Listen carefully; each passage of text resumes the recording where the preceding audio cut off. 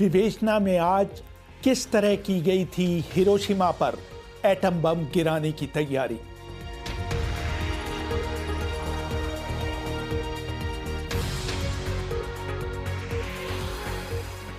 अभिवादन स्वीकार करिए रेहान फजल का। पहले परमाणु परीक्षण के लिए अमेरिका के न्यू मैक्सिको के अलामोगोर्डो बॉम्बिंग रेंज को चुना गया था।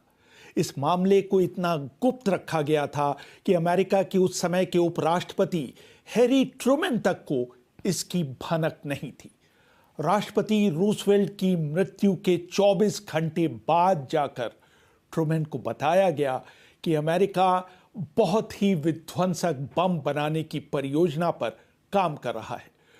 15 जुलाई 1945 को उस इलाके में जबरदस्त आंधी आई। कमांड बंकर में मैनहट्टन प्रोजेक्ट के निदेशक लेस्ली ग्रोव्स के साथ बैठे बम के निर्माता रॉबर्ट ओपेनहाइमर परीक्षण की अनुमति का इंतजार कर रहे थे।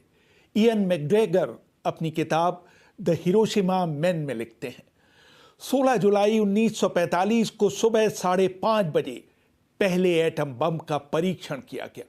न्यू मैक्सिको के रेगिस्तान में तड़के इतनी चमक पैदा हुई जैसे दोपहर हो गई हो। लेस्ली ग्रोव्स ने वहां मौजूद अपने साथियों वेनेवर बुश और जेम्स कोनार्ड से हाथ मिलाया। जब ओपेनहाइमर उनके सामने आए तो उन्होंने उन्हें बधाई देते हुए कहा, मुझे तुम पर गर्व है।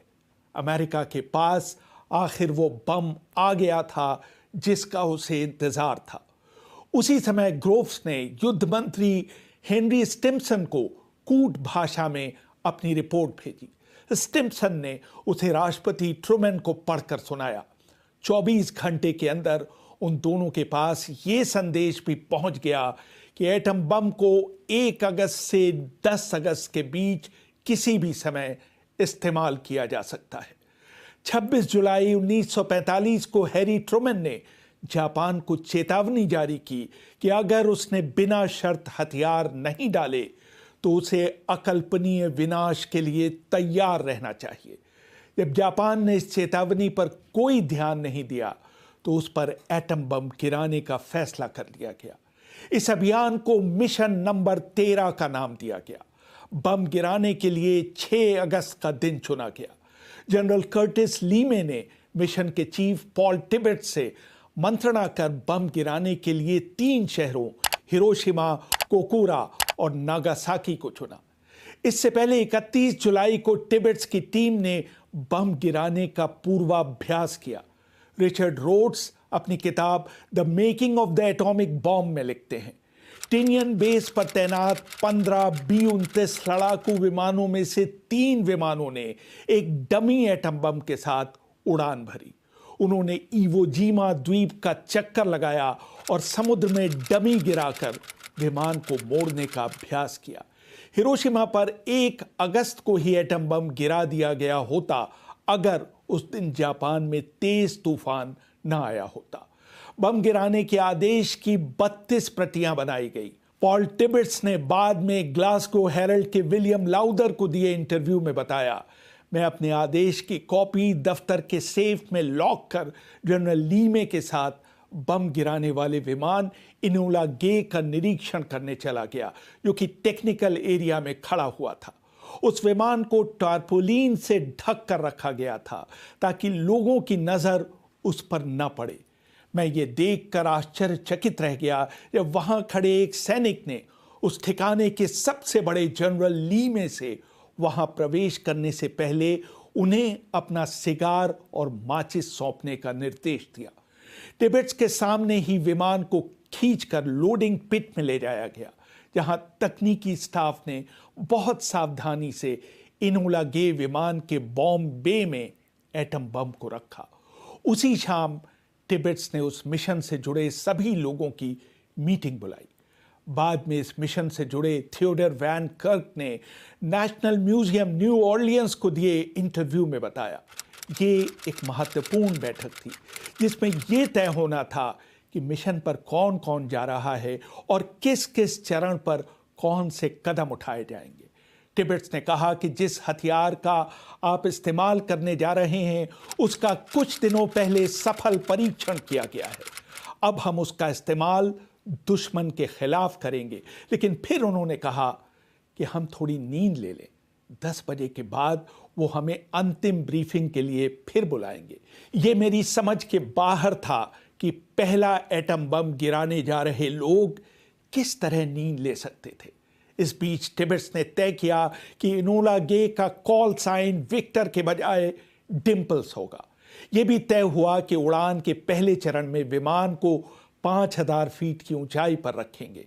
इस बात की भी सावधानी बरती गई कि उस रास्ते में अमेरिकी नौसेना के पोतों और पनडुब्बियों को सावधान की मुद्रा में कर दिया गया, ताकि अगर किसी वजह से एटम बम ले जाने वाला विमान एनोला गे समुद्र में गिरता है तो उसे उसमें से तुरंत निकाला जा सके। 11 बजे सभी क्रू सदस्यों को अंतिम ब्रीफिंग के लिए इकट्ठा किया गया। बाद में पॉल टिबेट्स ने अपनी किताब मिशन हिरोशिमा में लिखा। मैंने उनको संबोधित करते हुए कहा, आज वो रात आ गई है जिसका हम लोग अब तक इंतजार कर रहे थे। पिछले महीने में हमने जो भी प्रशिक्षण हासिल किया है अब हम उनको इस्तेमाल में लाएंगे। हमें थोड़ी देर में पता चल जाएगा कि हम अपने मिशन में कामयाब हुए हैं या नाकाम। हम एक ऐसा बम गिराने के मिशन पर जा रहे हैं जो आपके अब तक के देखे और किए गए मिशनों से पूरी तरह से अलग है। इस बम की क्षमता 20,000 टन TNT से भी अधिक है। इसके बाद सभी क्रू सदस्यों को आंख पर लगाने के लिए पोलरॉइड लेंस के खास तरह के गॉगल्स दिए गए। उनकी शक्ल उन गॉगल्स से मिलती थी जो वेल्डिंग करने वाले लोग लगाते हैं। इयन मैकग्रेगर ने लिखा। मैनहट्टन प्रोजेक्ट के प्रोफेसर रैमसी ने उन सबको बताया कि गॉगल्स उन्हें इसलिए दिए जा रहे हैं ताकि बम से पैदा हुई चमक से उनकी आंखें न अंधी हो जाएं। 1 घंटे बाद उन सभी लोगों ने मेस का रुख किया, जहां उन्होंने अंडे, सॉसेज, मक्खन, ब्रेड और कॉफी का नाश्ता किया। जब सारा क्रू नाश्ता कर रहा था, उनके लीडर पॉल टिबेट्स ने उन सब की नजर बचाकर पोटेशियम साइनाइड की कुछ गोलियां अपने सीने की जेब में रख ली। थोड़ी देर में उन्हें 3 मौसम विमानों के टेक ऑफ करने की आवाज सुनाई दी। इनके नाम थे स्ट्रेट फ्लश, जैबिट थर्ड और फुल हाउस। ये बॉम्बिंग मिशन से 1 घंटा पहले उड़े थे ताकि वो इस बात की जानकारी दे सकें कि मुख्य लक्ष्य में इस समय मौसम कैसा है। सुबह 2:45 पर इनोला गे ने टेक ऑफ किया। रात 1:45 पर क्रू ने कॉफी का अंतिम घूंट पिया। इसके बाद सभी लोग जीप पर सवार होकर रनवे पर खड़े विमान की तरफ बढ़े। उस स्थान पर काफी रोशनी थी और बेस के लोग क्रू के साथ तस्वीरें खिंचवा रहे थे। मैनहट्टन प्रोजेक्ट के सभी वरिष्ठ सदस्य वहां मौजूद थे। विमान एनोला गे का वजन उसके सामान्य वजन से करीब 7,000 किलो अधिक था। एन मैकग्रेगर लिखते हैं, विमान में संतुलन बनाए रखने के लिए उसके पिछले हिस्से में पेट्रोल से भरे पीपे रखे गए थे। विमान के टेक ऑफ करने का समय था 2:45। उस अंधेरी उमस भरी रात में करीब 100 लोगों की भीड़ के सामने, जिसमें एक पत्रकार बिल लॉरेंस भी मौजूद थे, टिबेट्स ने अपने क्रू को अपनी देखरेख में विमान पर चढ़वाया। जब सह पायलट रॉबर्ट लुइस कंट्रोल के पास आए तो टिबेट्स ने उन्हें झिड़कते हुए कहा, keep your dam hands of control, I am flying the aircraft. यानी अपने हाथ कंट्रोल से दूर रखो, मैं जहाज को उड़ा रहा हूं। इयान मैकग्रेगर आगे लिखते हैं, टिबेट्स ने अपने सामने 8,500 फीट लंबे रनवे पर एक नजर दौड़ाई। उन्होंने अपने क्रू से बात करके इस बात की पुष्टि की कि सब कुछ ठीक है। अपने माथे से पसीना पोंछते हुए उन्होंने कंट्रोल टावर से कहा, Dimples 82 to North Tinian tower, ready to take off. 1 second से भी कम समय में जवाब आया, Dimples 82, Dimples 82, cleared for take off. Hiroshima पर पहला एटम बम गिराने वाले मिशन की शुरुआत हो चुकी थी। जैसे ही इनोला गे आसमान में गया, उसके पीछे एक के बाद एक 3 और B-29 विमानों ने उड़ान भरी। उन विमानों में निरीक्षण उपकरण रखे हुए थे। उनमें से एक विमान नेसेसरी इविल के कप्तान कैप्टन जॉर्ज मार्कवर्ड को बमबारी की तस्वीर खींचने की जिम्मेदारी दी गई थी। एनोला गे के क्रू को पता था कि ये एक लंबी उड़ान होने वाली है। लक्ष्य तक पहुंचने का समय था 6 घंटे 15 मिनट। जब विमान इवो जीमा के ऊपर पहुंचा, क्रू के सदस्य विलियम पार्सन्स और मॉरिस जैप्सन ने कहा कि विमान में रखे बम लिटिल बॉय को सक्रिय करने का समय आ गया है। हालांकि उन लोगों ने हरा प्लग हटाकर लाल प्लग लगाने का कई बार अभ्यास किया था, लेकिन जब वास्तव में ऐसा करने की नौबत आई तो उनके माथे पर पसीने की बूंदें आ गई। पार्सन्स ने कंसोल के पास जाकर टिबेट्स को सूचित किया कि बम सक्रिय हो चुका है। वैन कर्क ने इंटरव्यू में बताया। ये सुनते ही टिबेट्स एनोला गे को 30,000 फीट की ऊंचाई पर ले गए। हमें 100 मील की दूरी से ही जापान का समुद्र तट दिखाई देने लगा था। 75 मील की दूरी से हम हिरोशिमा नगर को भी देख पा रहे थे। इस बीच विमान के क्रू के बीच होने वाली बातचीत बंद हो चुकी थी और सब लोग शांत हो गए थे। टिबेट्स ने शांति भंग करते हुए कहा कि सभी लोग गॉगल्स पहन लें। इसके बाद विमान ने 360 डिग्री का टर्न लिया, जिसे लेने में उसे 6 मिनट और 15 सेकेंड लगे। टर्न पूरा होते ही हम सीधे हिरोशिमा की तरफ बढ़ निकले। वो अपने लक्ष्य से 10 मिनट दूर थे, तभी थॉमस फेयरबी ने चिल्लाकर कहा, उसे टी के आकार का आयोई पुल दिखाई दे रहा है। उसी क्षण टिबेट्स ने कंट्रोल छोड़ फेयरबी को कमान सौंप दी। अब बम गिराने में कुछ ही समय शेष बचा था। उनके पीछे आ रहे विमान नेसेसरी इविल में बैठे लोगों ने बम गिरने के लिए अपने आप को तैयार किया।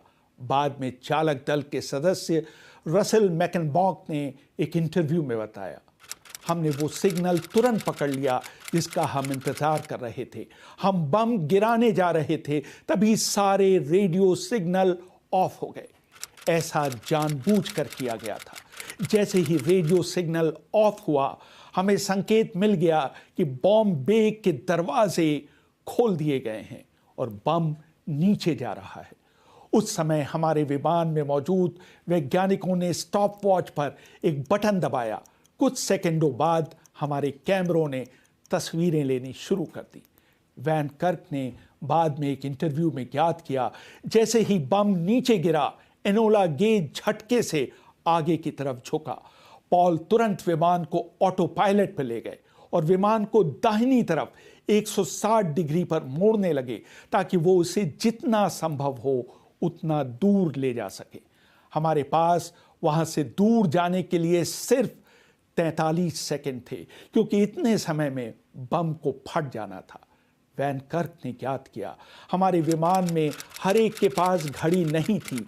समय का अंदाजा लगाने के लिए हमने 1001, 1002, 1003 गिनती गिननी शुरू कर दी। तभी हवा में एक तेज रोशनी दिखाई दी और कुछ सेकंडों में हमें विमान के अंदर झटके महसूस हुए।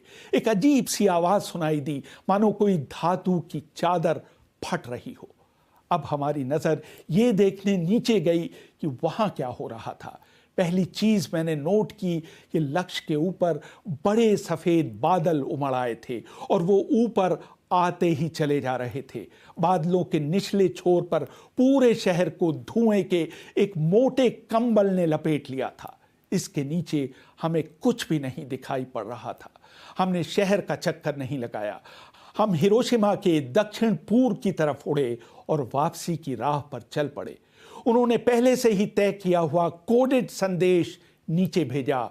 82V670 able, line 2, line 6, line 9, clear cut, हम बेस की तरफ बढ़ रहे हैं।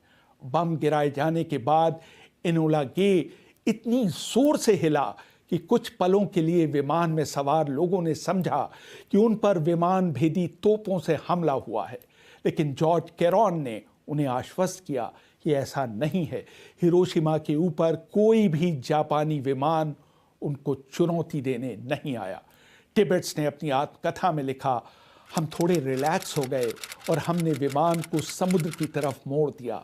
वापसी में हमारी बातों का विषय था जापान के साथ युद्ध की समाप्ति। हमें पता था कि इस तरह के हथियार का सामना करना किसी के भी बस की बात नहीं थी।